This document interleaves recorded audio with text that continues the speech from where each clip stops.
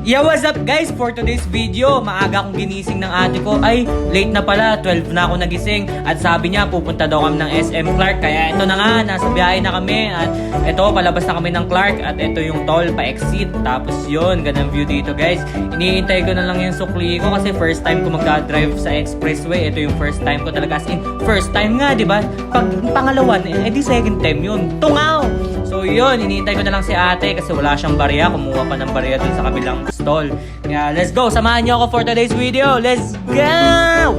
Sadyang nakakapanibago nga mag-drive sa expressway kasi ang daming rules pero kinaya ko naman. So yun, nag-switch muna nga kaming driver at si Kuya Jong na yung magdadrive kasi hindi ako sanay sa daan dito sa Clark. Kaya mas okay na yung ingat, di ba? Maingat tayo guys. So yun, ito dapat mag-i-intro ko dito pero hindi. Ito pala, yeah, what's up guys? For today's video, nandito tayo sa SM Clark. Samahan nyo kami. Let's go! So yun, nasa biyahe na nga kami at malapit na kami dito sa SM Clark.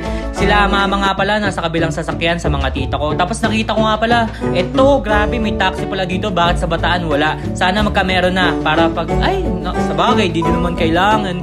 So yun, traffic, let's go. Yun na nga, papasok na nga kami dito sa may parking sa SM. Kaya tara, boom! Ito na nga si mama. Nakita ko nga siya pagbaba namin sa parking. Tapos manap muna kaming kainan. At nakita namin tong inasal dito. Kaya kakain muna ako. Babalikan ko kayo. Boom! Ito ang tito ko. Ay naghahanap ng bowling. Tapos ngayon first time ko pa lang. Talaga as in sa buong entire life ko makakita ng bowling. Tapos yun, naglakad na kami palabas. At iniintay na yung sasakyan.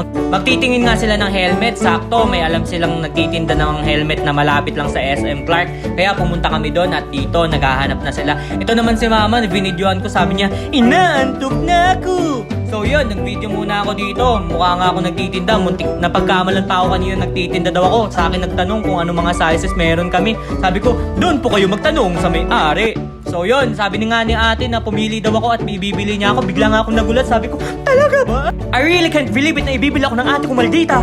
So yun, tinry ko nga pala tong Evo na matte black kasi ito lang yung gusto ko. Like, yung plain, yan, solid talaga yan. Talaga yung gusto ko. Kaya ate, thank you very much.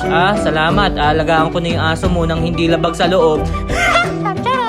So yun na nga, okay na nga yung 2XL. Kaya binigay ko na kay kuya. Yun na yung bibilin ko. So yun, ito nga pala yung nabili nila. 2 set na helmet. Kasi bumili sila ng motor at kailangan nila ng helmet. Siyempre, bibili ka ba ng motor nang wala kang helmet? Ano ka? Loka-loka? So yun, after nga nun, pipicturean niya daw kami kasi kilala daw ako nila na malupit na vlogger na taga Balanga. Ay, hindi ako taga Balanga, taga Samal ako.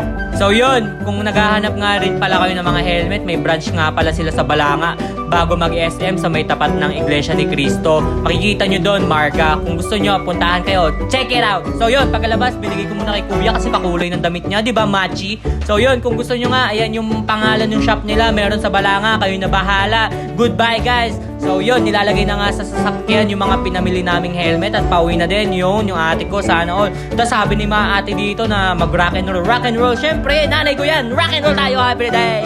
So yun guys, hanggang dito na lang. Salamat sa pagmamahal, salamat. I-follow nyo yung page ko ha. Ingat kayo lagi, ingat kayo!